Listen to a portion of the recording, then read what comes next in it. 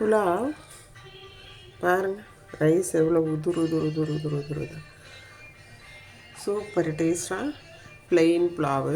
இது வந்து ப்ளெயின் மசால், அதாவது வெங்காயம், பெப்பரு, இஞ்சி பூண்டு பேஸ்ட்டு, ஜிஞ்சர் துருவி போட்டது, அப்புறம் பெப்பர் பவுட்ரு, கொரியாண்டர் பவுட்ரு போட்டு நிறைய கொத்தமல்லி தழை, 2 பெரிய வெங்காயம் இப்படியே வதக்கிக்கிட்டே இருக்கணும். நெய்யில் வதக்கிக்கிட்டே இருந்தீங்கன்னா இது மாதிரி வரும்.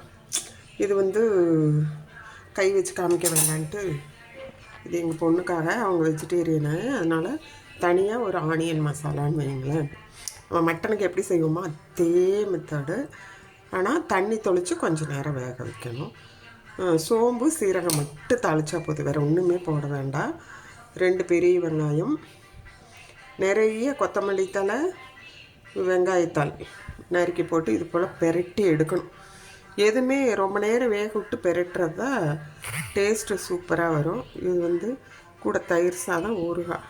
ஆஃபீஸ்லேருந்து வந்திருக்குறாங்க, ரிட்டன் இப்போ இதை சாப்பிட போகிறாங்க. நாங்கள் ஏர்லியராக சாப்பிட்ருவோம்.